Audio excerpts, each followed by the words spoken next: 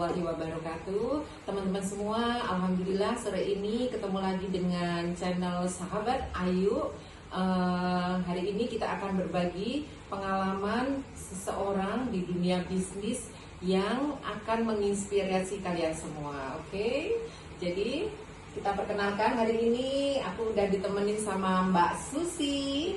Beliau adalah seorang pengusaha muda dari Wonosobo, dari daerah Kalianget, dan sudah menjalani bisnis penggilingan padi dan distributor beras yang sudah meluas. Tidak hanya untuk wilayah Wonosobo, tapi bahkan sampai keluar wilayah Wonosobo.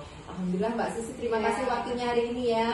Boleh perkenalkan diri dulu sama teman-teman. Perkenalkan sahabat semua, saya Susi, owner dari Gede Tani Mandiri. Alhamdulillah. Mbak Susi, kita bisa mulai aja ya? Ya. Mbak Susi menjalani bisnis ini, kira-kira awal mulanya bagaimana Mbak? Kenapa memilih bisnis ini? Sesuatu yang enggak anak muda banget gitu loh. Kalau anak muda sekarang kan generasi sekarang tuh yang bikinnya yang sesuatu yang lagi viral, fashion, minuman-minuman boba kayak gitu. Kenapa Mbak Susi memilih penggilingan padi gitu loh? Coba deh disampaikan ke teman-teman. Ini awal mulanya itu waktu saya menikah tahun 2009. 2009. Ya, Wow. Mertua saya sudah ada usaha ini.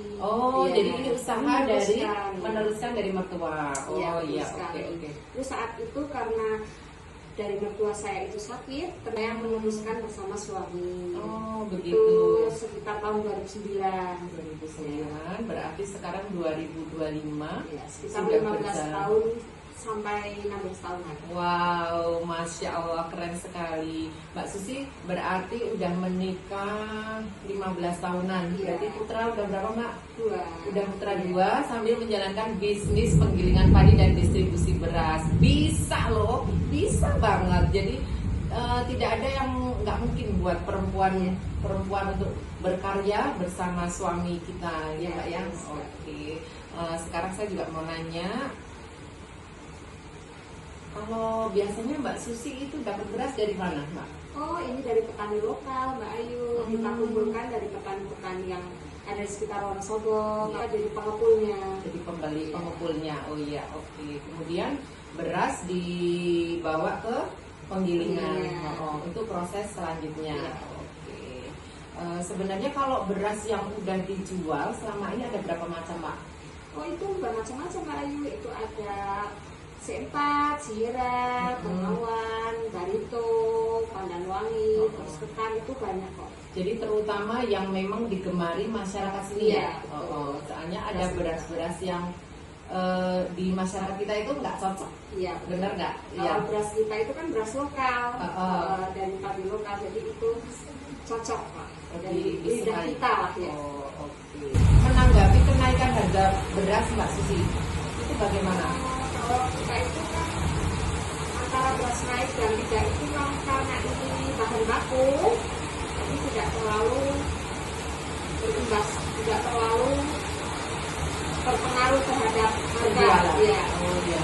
Jadi misalnya lagi naik, ya tetap laku-laku aja gitu ya. Oh ya, tidak mempengaruhi penjualan ya. Karena ini adalah bahan pokok makanan yang pasti semuanya butuh. Jadi mau murah, mau mahal, ya karena semuanya beli. Karena kita butuh. Kita nggak bisa orang Indonesia itu suruh makan selain beras. Ya. Angel. Langkah-langkah yang diambil ketika ada kenaikan harga. Biasanya itu kalau kita sedang panen raya, kita masuk. Karena kita punya vertical dryer itu yang buat oven. Punya oven sendiri. Kita masuk gabah sebanyak-banyaknya untuk saat masa kelangkaan. Jadi ketika panen raya, UD Tani Mandiri berusaha membeli sebanyak-banyaknya stok gabah untuk disimpan di area penggilingan, sehingga nanti ketika gabah itu tidak mengalami kenaikan, Mbak Susi tetap bisa harganya stabil ya. Alhamdulillah, ini hebat banget. Jadi beliau ini sudah punya penggilingan plus oven sendiri ya. Karena Wonosobo itu hampir setiap hari hujan. Kalau kita mengandalkan penjemuran secara alami itu menghasilkan padi beras yang kurang bagus kualitasnya.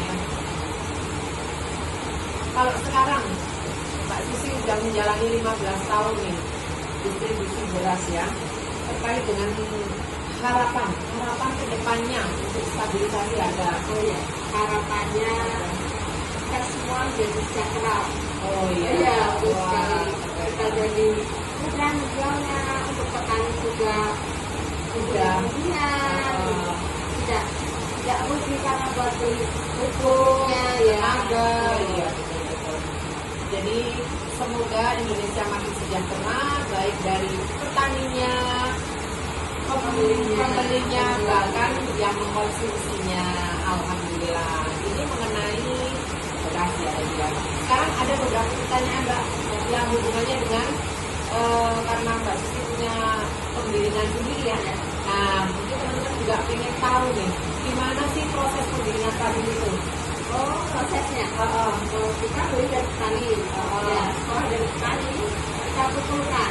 Ya. Jadi di Jati Surabaya itu menampung sekitar maksimal 12 ton. 12 tahun, wow. Besok kita lihat ini gudangnya Mbak Susi, kantornya penggilingan padi ya. Kita lihat seperti apa besarnya dengan kapasitas 12 ton. Ini luar biasa, aset punyanya putra daerah Arianget ini terutama, punya aset seperti ini suatu kebanggaan tersendiri buat warga Wonosobo ya.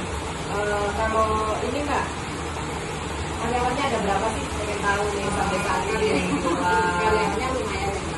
Ya, Kita 8 orang. Warga sekitar? Iya. Alhamdulillah. Jadi membuka lapangan pekerjaan untuk warga sekitar juga. Kemudian kalau upahnya itu gimana Mbak? Upahnya itu kita tergantung dia, tapi kalau saat kita menggunakan vertikal bayar itu kita tidak mematok biaya per ton, tapi harian. Harian. Seharinya berapa tuh? Sekitar 100 sampai 150 ribu. 100 sampai 150 ribu tergantung berapa ton yang dihasilkan hari itu. Dan itu dipegang 8 orang. Jadi misalnya sehari 8 orang kerja, berarti harus mengeluarkan 100 sampai 150 ribu itu kali 8 orang. Luar biasa. Kemudian apa sih yang sudah dirasakan oleh warga sekitar dengan adanya penggilingan padi di Kalianget? Kalau besar sangat diuntungkan dengan adanya penggilingan, karena mereka kan punya sawah sendiri, jadi membawa gabahnya ke tempat kita, ke penggilingan kita untuk diproses Ya, lebih dekat. karena lebih efisien, karena mereka tidak punya waktu untuk menjemur. Oh iya benar. Yang untuk menggiling. Oh iya betul. Jadi ini terjadi simbiosis mutualisme. Iya, saling menguntungkan. Jadi untuk kesejahteraan bersama ya. Kemudian ada nggak sih Mbak keluhan dari masyarakat sekitar dengan adanya pabrik penggilingan padi tersebut? Untuk keluhannya mungkin tidak yang sangat minimal, Oh, karena gitu. area penggilingan kita itu kan jauh dari pemukiman warga.